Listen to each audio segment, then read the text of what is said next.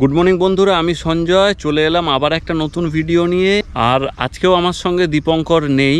দীপঙ্কর কাল রাত্রে বহুক্ষণ ধরে কাজ করেছে, তো যার ফলে আজকে ভোরবেলা উঠতে পারেনি। তো আমি ভোরবেলা বেরিয়ে পড়েছি। আর যেটার জন্যে বেরিয়েছি সেটা হচ্ছে, বেশ কিছুদিন ধরে তোমাদেরকে আমরা বলেছিলাম যে রেড মুনিয়া বা রেড অ্যাভারডাটের কিছু ভিডিও আমরা তোমাদের সঙ্গে শেয়ার করব। তো আজ আমি বেরিয়ে পড়েছি সেই উদ্দেশ্যেই, রেড মুনিয়ার খোঁজে বলা ভুল। আমি যেখানে দাঁড়িয়ে রয়েছি এই আউটস্কার্টটায়, এখানে প্রচুর রেড মুনিয়া ঘোরাঘুরি করছে। আমি বেশ কিছুদিন ধরেই এই জায়গাটাকে আমি বহুবার এসেছি, নিজে ঘুরে এই কোথায় কোথায় রেড মুনিয়াগুলো বসছে বা কোথায় কোথায় ঘুরছে সেগুলোকে বেশ কিছুদিন ধরেই খুব ভালোভাবে আমি ফলো করেছি। আর আজকে আমি স্পেশালি যে কারণে এসেছি এই রেড মুনিয়াগুলো শ্যুট করবো বলে। তো চলো বেশ কিছু রেড মুনিয়ার ফটো আর ভিডিও শ্যুট করা যাক।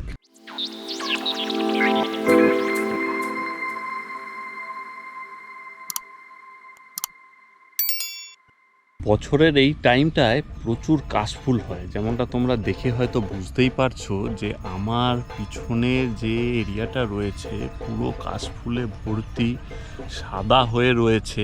আর এই কাশফুল হওয়ার সঙ্গে সঙ্গে যেটা আমরা সবথেকে বেশি খেয়াল করি সেটা হচ্ছে রেড মুনিয়ার, বা আমরা সারা বছর ধরে এই টাইমটার জন্যেই অপেক্ষা করে থাকি যে সারা বছর এই রেড মুনিয়ার কোনো দেখা আমাদের এই অঞ্চলে পাওয়া যায় না। শরৎকাল পড়লেই বিশেষত এই রেড মুনিয়াগুলোকে আমরা দেখতে পারি। আর এই রেড মুনিয়াগুলোর এই সময় নেস্টিং টাইম। তো এরা কি করে, এই কাশফুল এই কাশ ফুল যেখানে হয়ে রয়েছে, বা এটাকে কাশ ক্ষেত আমরা বলতে পারি অ্যাকচুয়ালি এখন। তো এর নিচের কাশ গাছের নিচে যে ঝোপটা থাকে সেই ঝোপটাতে এরা বাসা করে। যেমন আমি যেখানে দাঁড়িয়ে রয়েছি তার থেকে মোটামুটি 20-25 ফুট দূরেই একটা নেস্ট আই থিঙ্ক ওখানে হয়েছে। আর একটা পেয়ার মাঝে মধ্যেই ওরা নেস্টিং ম্যাটেরিয়াল নিতে উঠছে। তো আমি সেইগুলোকে শ্যুট করার চেষ্টা করছি।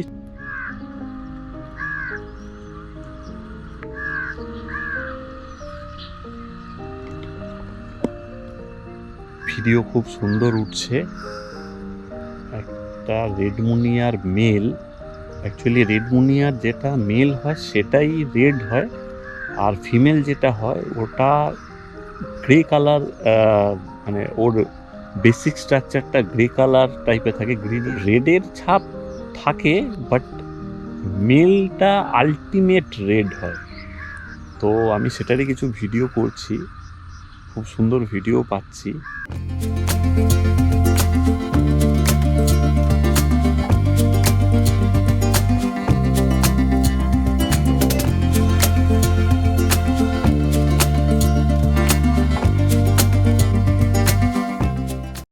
তো হঠাৎ করেই মেঘলা করে যাওয়াতে রেড মুনিয়ার অ্যাক্টিভিটিটা একটু কমে গেল।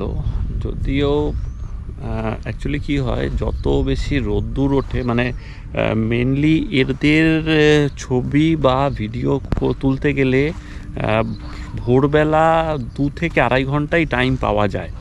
যেমন মোটামুটি আমি যতবারই এদেরকে শ্যুট করেছি বা এদেরকে যেভাবে শ্যুট করা যায় সেটা হচ্ছে ওই 6টা থেকে 8টা, 8:30 পর্যন্ত এদের ছবি বা ভিডিও পাওয়া যায়।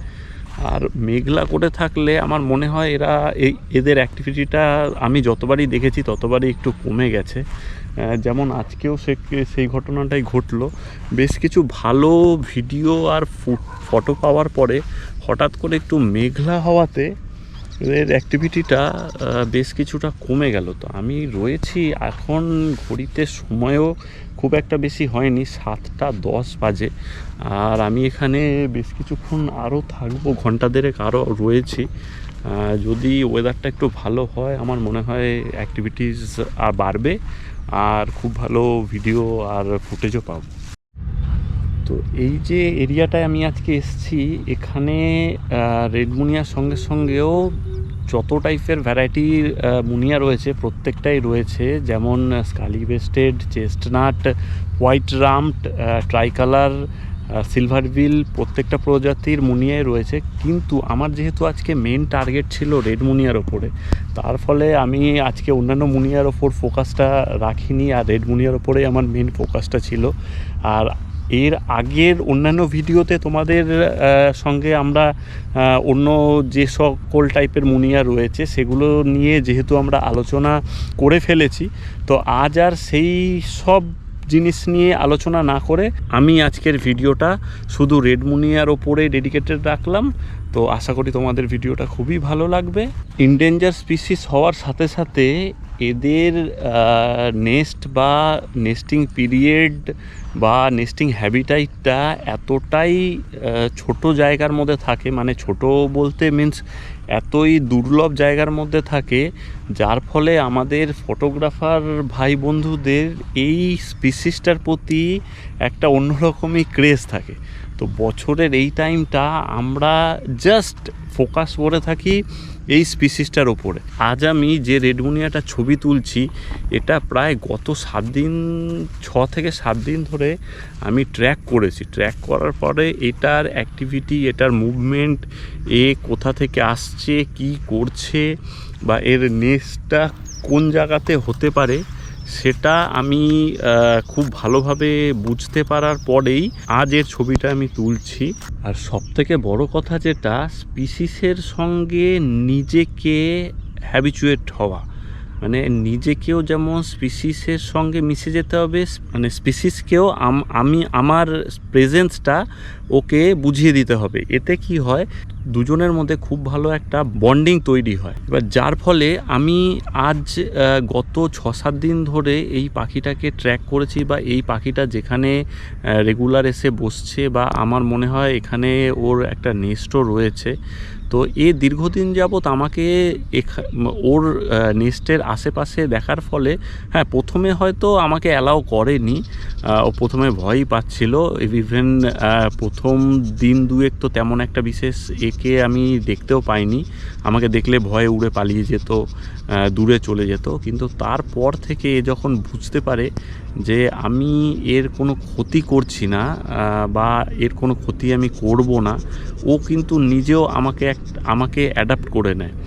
তো এর ফলে কি হয়েছে, আমি মানে যতটা ডিস্টেন্স মেনটেন করা যায়, যে একটা বন্য জীব বা বন্য পাখির সঙ্গে একটা নির্দিষ্ট ডিস্টেন্স মেনটেন করা অবশ্যই উচিত। সে হতে পারে আমাকে অ্যালাউ করছে বা আমার কাছে চলে আসছে, কিন্তু এক্ষেত্রে কোনো সময় তার এতটাই কাছে বা খুব কাছে চলে যাওয়া উচিত নয় যে আমি ছাড়াও তাকে অন্য কেউ তার কাছে গিয়ে ক্ষতি করুক বা তাকে কোনো ডিস্টার্ব করুক। তো সবসময় বন্য প্রাণীর থেকে একটু ডিস্টেন্স মেনটেন করা অবশ্যই প্রয়োজন, আর এদেরকে নিজের স্পেসে থাকতে দেওয়াটা খুব ভীষণভাবে দরকার। এরা আমাদের লাইফে ইন্টারফেয়ার করছে না, বরং আমরা এদের লাইফে এসে ইন্টারফেয়ার করছি। আমি একটা ভালো ছবি বা ফুটেজ পাওয়ার জন্যে এদেরকে এসে ডিস্টার্ব করা বা এদের নেস্টের কাছে গিয়ে ডিস্টারবেন্স ক্রিয়েট করা, এটা আমি একদমই পছন্দ করি না। যেমন আমি হয়তো দেখতে পাচ্ছ, আমি যেখানটা রয়েছি সেখান থেকে প্রায় অনেকটাই দূরে, প্রায় আমি নেস্টের থেকে প্রায় 25 ফুট দূরে দাঁড়িয়ে রয়েছি। আর এই জায়গাটা থেকে, এই জায়গাটা আমি মার্কিং করে রেখেছি, আমি এই জায়গাটা থেকেই পাখিটাকে আমার সঙ্গে হ্যাবিচুয়েট করিয়েছি যে আমি এর থেকে কাছে চলে গেলেও কিন্তু পাখি আমাকে অ্যালাউ করবে না বা করছেও না। তো সেইভাবেই এদের সঙ্গে বন্ডিংটা তৈরি করা দরকার, যে এদেরকে সবসময় সেফ রেখে নিজের প্যাশন বলো বা যেটাই বলো, প্রফেশন বলো, সেটাকে মেনটেন করা উচিত। পাখিটা মুখে করে একটা কাশফুলের স্টিক নিয়ে এসেছে, সেটারই কিছু ফুটেজ নিচ্ছি।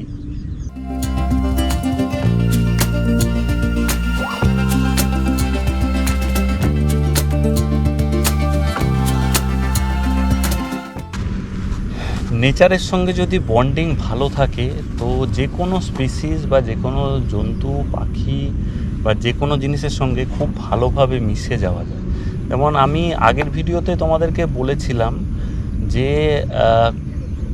As a wild life photographer যদি কোনো স্পিসিসের যে রেগুলার আমাদেরকে কোনো ফটো বা ভিডিও কোনো স্পিসিসের পেতেই হবে বা কোনো পার্টিকুলার একটা সাবজেক্টের আমাদেরকে খুব সুন্দর ফ্রেম পেতে হবে এমন কোনো ব্যাপার নয়। তো রেগুলার এই ভোরবেলা বেরোনো বা রেগুলার এই ফটোশ্যুটের জন্য বেরোনো, বিভিন্ন রকম স্পিসিস দেখা, বিভিন্ন রকম প্রাণী প্রকৃতির মাঝে ঘুরে বেড়ানো, এটাও খুব মানে মনকে যেমন খুব ভালো রাখে। আর যত তোমরা এই প্রকৃতির সঙ্গে বা নেচারের সঙ্গে মিশে যেতে পারবে, প্রকৃতি থেকে তোমরা একদিন না একদিন সেটার রিটার্ন অবশ্যই পাবে।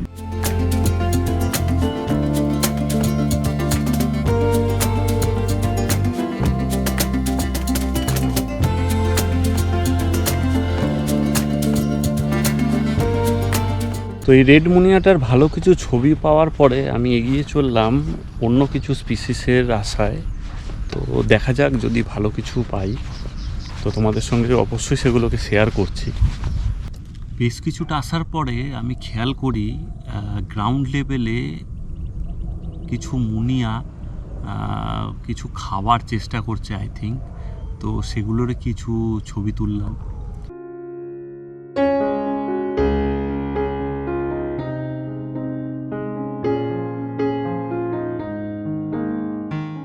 তো মাঝখানে হঠাৎ করে মেঘলা হয়ে যাওয়ার কারণে এদের অ্যাক্টিভিটিটা একদমই কমে গিয়েছিল, কিন্তু আবার একটু যেই সূর্যের আলো মানে সূর্য থেকে মেঘ সরেছে সঙ্গে সঙ্গে এদের অ্যাক্টিভিটি বিভৎসভাবে বেড়ে গেছে। আর খুব ভালো ফটোও পাচ্ছি। ঘড়িতে সময় মোটামুটি 8টা পেরিয়ে গেছে, কিন্তু সত্যি কথা বলতে আমার আজকে এই জায়গাটা ছেড়ে বাড়ি ফিরতে ইচ্ছা করছে না।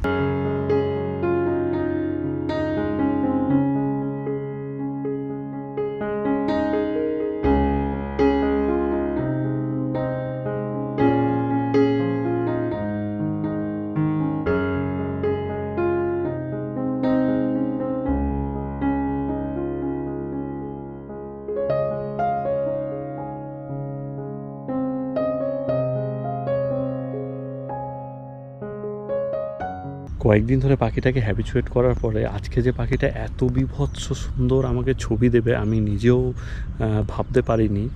তো খুব ভালো ছবি পাচ্ছি। তো ঘড়িতে সময় প্রায় 9টা। আর যেমনটা আমি বলেছিলাম যে এই রেড মুনিয়ার অ্যাক্টিভিটি সকাল 6টা থেকে 8টা, সাড়ে 8টা, 9টা পর্যন্ত ম্যাক্সিমাম হয়। তো রোদ্দুরও বেশ ভালোই উঠে গেছে।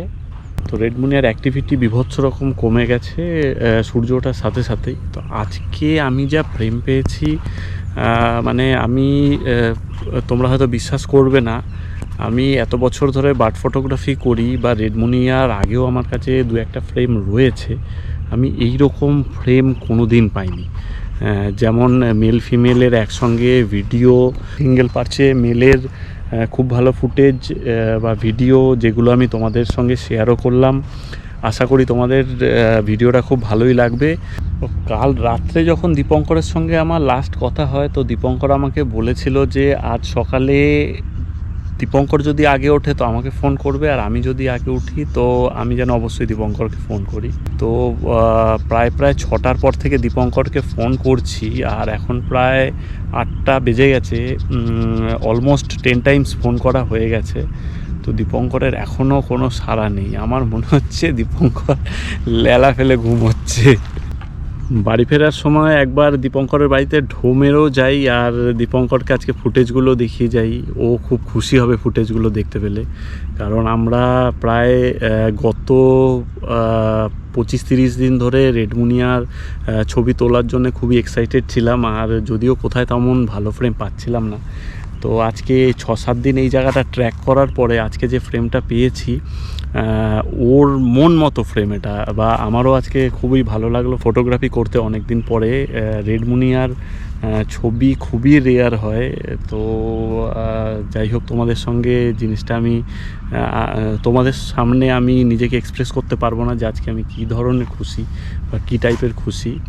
তো যাওয়ার সময় একবার অবশ্যই দীপঙ্করের বাড়ি যাব এবং দীপঙ্করকে ফুটেজগুলো দেখিয়ে আমি বাড়ি ফিরবো। তো জায়গাটা আমাদের বাড়ি থেকে অলমোস্ট 7 থেকে 10 কিলোমিটারের মধ্যেই। তো প্রথম যেদিন আমি এই জায়গাটায় আসি তো প্রথম দিন আমি ভাবতেও পারিনি যে এখানে এরকম পরিমাণে আমি মুনিয়ার ফুটেজ পাবো, মানে রেড মুনিয়ার ফুটেজ পাবো। আর রেড মুনিয়া ছাড়া তো এখানে অন্যান্য ধরনের মুনিয়া রয়েছেই, যেগুলোর ভিডিও এই রেড মুনিয়া সিরিজের পরে তোমাদের সঙ্গে আমি নিয়ে আসবো বা আমরা নিয়ে আসবো।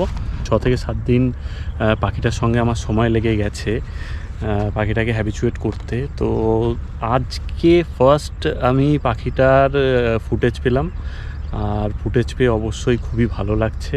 আগামীকাল থেকে আমরা রেগুলারই আসবো,